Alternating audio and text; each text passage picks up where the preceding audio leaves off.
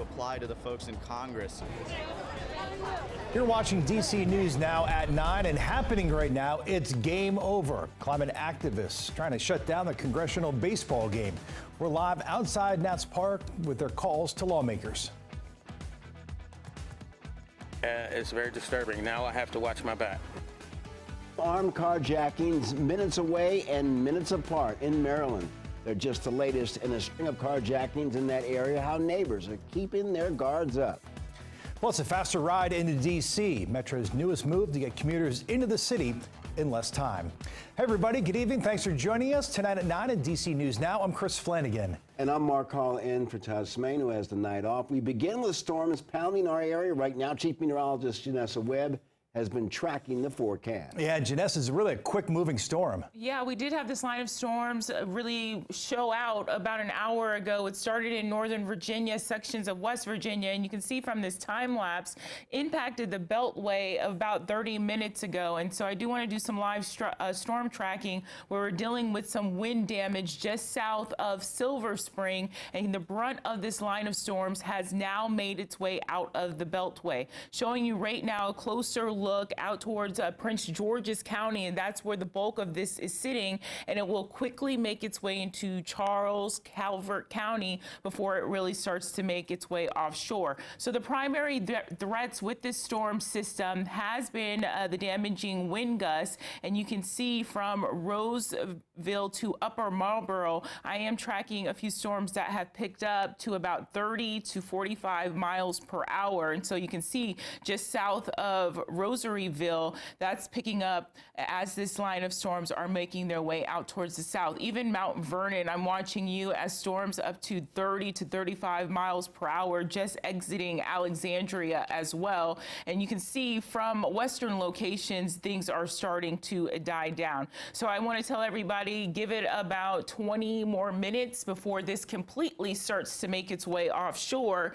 And then we still have a few isolated showers that are in the forecast as we go into the next few hours. It is colliding with some warmer air, and that's the problem that's allowing these storms to really spark up, and we'll see just isolated conditions for the next few hours. So we're going to await the arrival of this cold front that will make its way across the DMV going into your Friday. But this is the moisture that's currently in the atmosphere, allowing these storms to really get more juicy as they continue to make their way west to east. As they push offshore, it will not be an issue as we go into about 10 to 11 o'clock. So this is the moisture that we're currently sitting in with oppressive air still in place, and this really doesn't start to change until we go into the start of the weekend. We'll take a look at your extended forecast coming up, guys.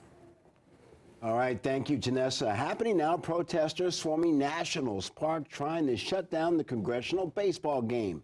It's all in an effort to demand action on climate change. That's right. Mariel Carbone is live outside the stadium today. Mariel, sounds like the game's still going on. Yeah, that game is going on, meaning they weren't able to actually shut down the game, maybe disrupt it a little bit, blocking some of the gates where spectators were going in and slowing down that flow of traffic. And we know that some people were inside with signs tonight. So still going on, though. Protesters are hoping, though, that the lawmakers inside the game were able to hear their message from outside the stadium, which is that they need to act on climate legislation now. Now, there were about 150 of those protesters outside of the gates. They were chanting, holding up signs, and as I mentioned, storming the front gates of the stadium. Now, we know at least 2 people were taken away by police out there. Protesters tell me that ideally they'd like to see the president declare a climate emergency, ensuring that funding is put towards climate solutions like renewable energy. If not, they say the summers will get even hotter and the storms more severe. You see all these stories about what's going to happen and what's already happening now, and you know, anyone with common sense can see that and can see the solutions that we have available right now and say we need to do something, you know. Now, Senators Chuck Schumer and Joe Manchin did strike a deal yesterday to pass legislation that includes more than $300 billion in funding for climate initiatives. Day says that is not enough. They are still looking for more. A few other the protesters have said that as well. The Senate could vote on that legislation as early as next week. Reporting live from Nationals Park, I'm Marielle Carbone, DC News Now. Marielle, thank you. Also happening now in the district, DC's mayor says the city is facing a humanitarian crisis. She's asking for the National Guard to be deployed to help with the recent rise in migrants coming here to seek asylum.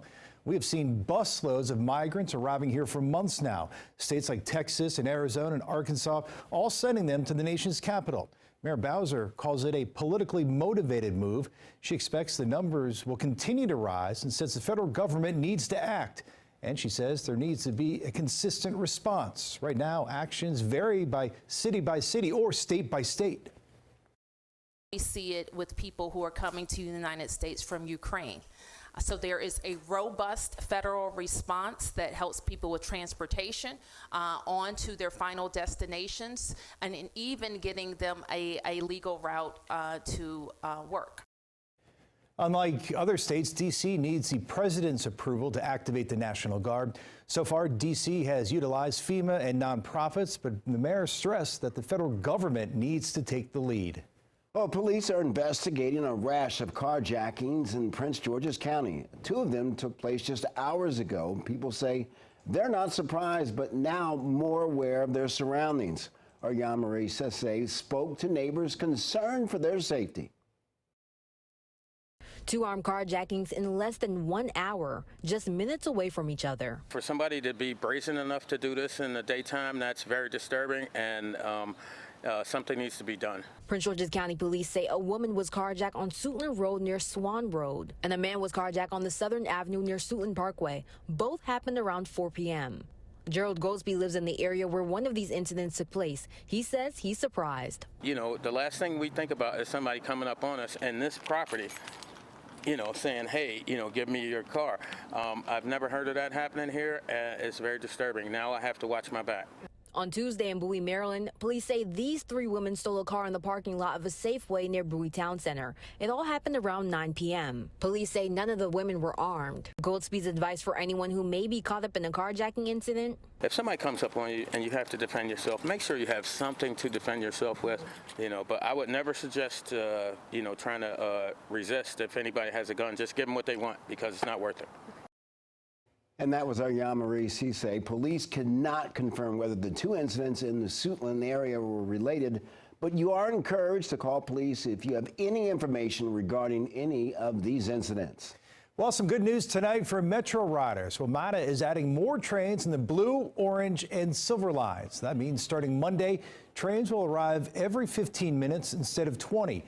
During the week, Metro's new general manager and CEO, Randy Clark, says his goal is to restore confidence in the transit system. Now, is that service to where we exactly want it? No, but that is a big improvement in one interval, and the team is working really hard to deliver that consistently. So as many people will notice publicly, and I hope and the board, we've delivered now 4 days straight of consistent 8 cars, 8 train sets of 7Ks out on the system. The team and I've talked about, the expectation is we are never going back from that, and the team feels very confident right there on that measure. That kind of production is allowing us to move to a 15-minute service on Monday, and we're going to then continue to work at the next interval and the next interval after that. And Metro expects to expand service improvements on the blue, orange, and silver lines on weekends in September. Well, Metro's new general manager is responding after a woman said that she was sexually harassed at the Foggy Bottom Metro station. In the now viral TikTok video, the woman says that she rejected a man who approached her. The man then started yelling insults at her and threatened to rape her. The woman says police didn't take her seriously and no one on the platform tried to help. Metro's GM called her experience completely despicable and apologized on behalf of the company.